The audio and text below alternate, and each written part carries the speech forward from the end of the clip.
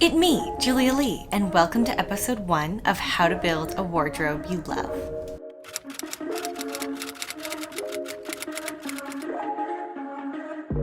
I cannot even count the number of times that I look at my closet in the morning and think, I have nothing to wear. I can bet that some of you probably look into your closet and look at all the clothes that you have and come to the very same conclusion. So obviously the clothes are there. But the reason why we feel like we have nothing to wear is because we're not absolutely in love with everything that we have in our closet. And you might have some clothes that you could forget even existed if they disappeared tomorrow. That might be a large majority of your closet. And if it is, you're probably a little bit of a shopaholic like me. I think of course everyone wants to have a wardrobe that they absolutely love. But unless you thoughtfully and intentionally go through the process of getting there, it just won't happen. And in order for you to start that process, you have to take a good look at yourself and understand your relationship with shopping. Disclaimer. I am by no means an expert at this. I myself am on this journey to building a closet I love. I'm not yet at the place where I open my closet and I'm just in love with every single piece of clothing.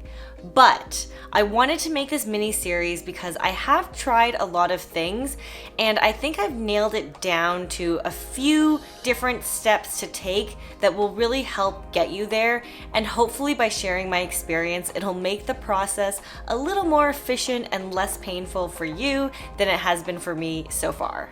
I'm going to give you a little bit of history on my relationship with shopping and what I've learned by kind of taking a good look at myself and some of the questions that I've asked myself and why I think it's important to start this process by asking yourself these questions. I hope that by sharing my experiences, you guys might be able to relate to some of them and maybe it'll motivate you to also join me on this journey. So for as long as I can remember, my mom has always called me a shopaholic. And honestly, I have been in denial of this for pretty much all of my life until now. It wasn't until I did a really good self-assessment and had an internal dialogue with myself that I truly came to understand how bad my shopping habits were. So my self-assessment began in 2016 when I watched the minimalism documentary, and it pretty much just blew my mind. I shared it with everyone I knew. I'm one of those people who get really excited about new concepts and they get really obsessed with them. And so that's kind of what happened with minimalism. Before I was gonna start changing how I managed my clothes and my closet, I knew that I had to do a huge declutter. And the declutter I did after the minimalism documentary is probably the biggest closet declutter I've ever done. And it really helped show me how many things I hold on to that I no longer actually like. My second episode in this series is going to be about decluttering, which is obviously a very important part of this process. But I did want to make this episode first because I think it's still more important for you to understand your relationship with shopping so that you can understand how those clothes got into your closet in the first place.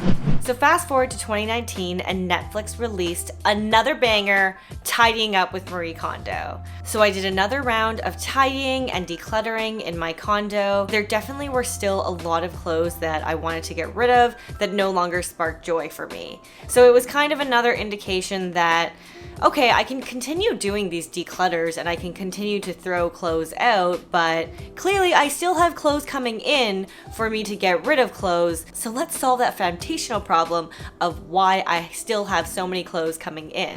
I've always wanted to have a timeless wardrobe with quality clothing that can be styled together really tastefully, but I've never been able to get there, and I don't know why I don't purchase clothes that kind of fit that end goal. I've just never taken the time to sit down and really understand my shopping habits. So I asked myself 3 questions. Why do I shop? When do I shop? And what am I avoiding by shopping? When I'm bored, retail therapy, and end of season sales. So I realized a big motivator for my online shopping was just a way to pass time when I was bored.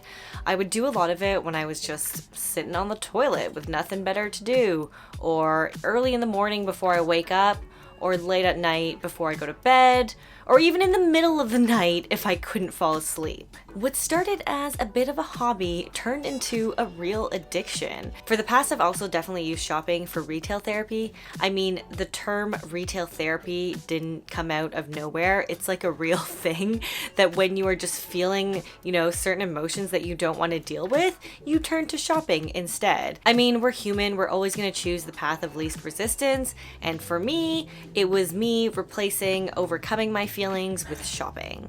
I have always been such a sucker for end of season sales.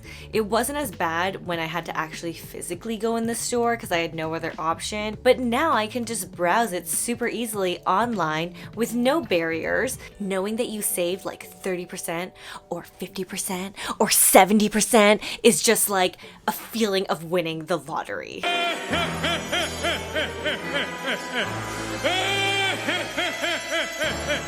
But obviously the problem with this is I end up buying a lot of things that I actually don't need or even really want. I just end up buying a lot of things because they're on sale. For the anticipation of receiving packages, and for trendy clothes. Shopping online also means that instant gratification that you usually get is a bit delayed because you're waiting to receive your package. You don't get it right away. But there's also a lot of joy in the anticipation of receiving the package. It's almost like that gratification period is longer because you get a high from anticipating. Research has shown that anticipating something can be a powerful, positive emotion that can help us live happier lives. They then measured their emotional reactions to both anticipating these events and looking back on them and discovered people have more intense feelings before events actually happen. I feel like online shopping is like version 2.0 of in-store shopping because you get double the amount of pleasure, that sounds weird, but you get double the amount of joy from it because you get the joy from the anticipation and then you still get the gratification when you receive your package and you open it and the thing that you purchased is in front of you. So basically it's like shopping on steroids for shopaholics, and it only kind of further contributes to your problem. Trends are trends, they come and they go, but when they're happening and they're in style and they're trendy at that moment in time, it can feel like, you're left out if you are not on top of the trends. And then obviously our capitalist economy has taught us that we always need to be on trend to be of a certain status. So there's different pressures that kind of motivate us to purchase these fast fashion items that, likely only last one season. The influence is really just to motivate us to buy, when really we should be taking a step back and realizing that, hey, fashion is about personal style and expression, and I don't always need to be wearing what everyone else is wearing, and that actually kind of can take away from the uniqueness of my taste. Activities and tasks that require long-term effort but don't give me instant gratification. As I mentioned before, shopping gives you instant gratification, which is both an immediate but very fleeting feeling. And when it's done excessively and not intentionally, it's usually a sign that it's being used to avoid or distract from doing something else. It sounds silly, but I feel like I've actually been using shopping to avoid doing activities that bring me long-term value and joy. And the reason for that is because nothing worth having comes easy, and some of those things take more effort than I want to put in at that very moment in time. So whether it be something relatively easy like tidying up, or something that requires a bit more effort like putting some time towards fitness, working on a creative project, or even just taking some time for mindfulness, sometimes, clicking that buy and anticipating that package gives you a more satisfying feeling in the short run without having to do anything other than press a button and have the money come out of your account. So I realized I've been trading the effort that I have to put into these activities for the very short-term happiness that I get from shopping, which really gets me nowhere in life. It doesn't get me closer to building a wardrobe I love, it doesn't help me save money, and it doesn't actually bring me any long-term happiness. So in order to truly mentally and emotionally invest in this process, ask yourself these same 3 questions. Why do you shop? When do you shop? and what do you avoid by shopping? And be honest with yourself. Maybe you have different reasons than me. Maybe some of your reasons overlap with mine. But this is your process and this is your journey. Don't be shy of what these answers are. You don't have to share them. You don't have to be embarrassed by them. I'm sure there are many other people in the world who are feeling the same way as you or have the same reasons as you. We're all in it together. I don't want to make any assumptions. I am not saying that, everyone by nature is a shopaholic. This is definitely an issue that I know that I have, but I feel like if you have a lot of clothes in your closet and you don't have a wardrobe that you love, then this is definitely a contributing factor to that, and it's something that we should start to address. So for me to move along in this journey, I've realized that I need to first kill the enemy, shopping. And by kill, I mean just put on a cool pause for a bit. Just get myself to a place where I am not doing it excessively and that I'm doing it intentionally. So I've committed to a low buy March and April. And low buy is a very broad term and it's going to mean something different for you than it does for me.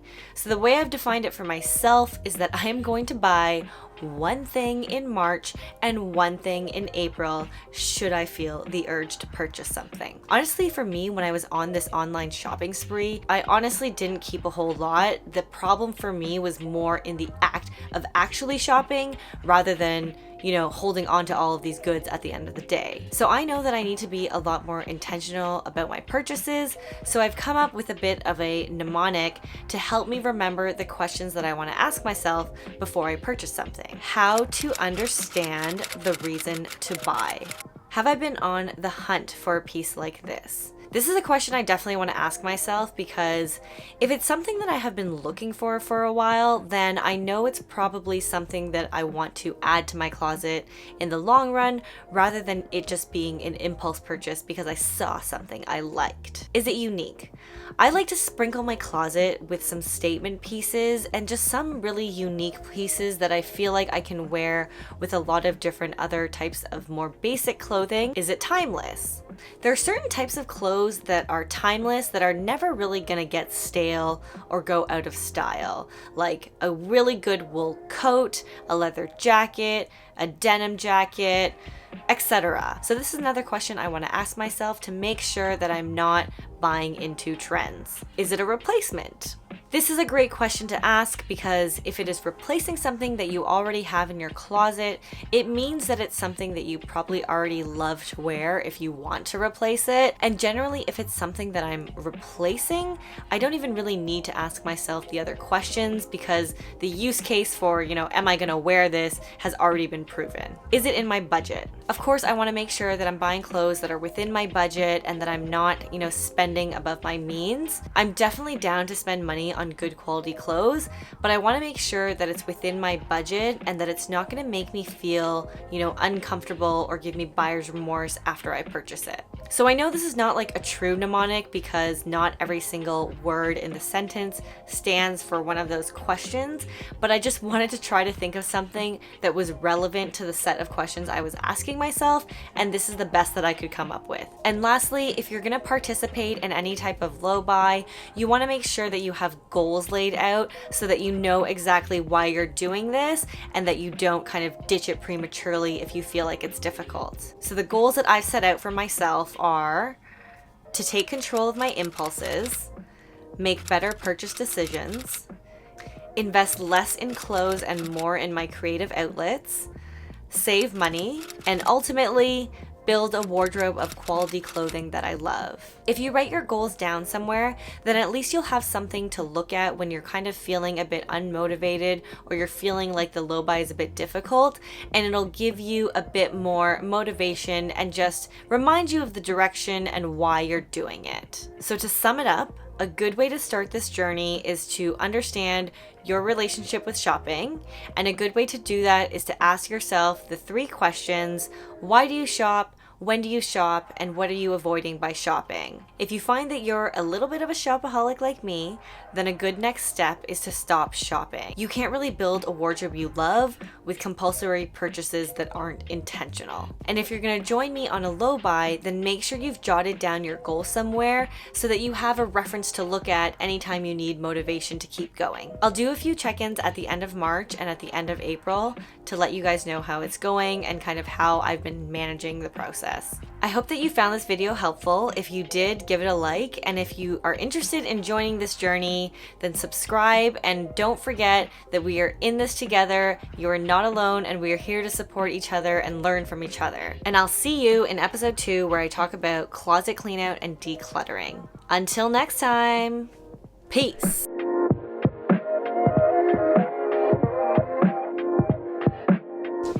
No clearing your throat. Okay. Ezra farted.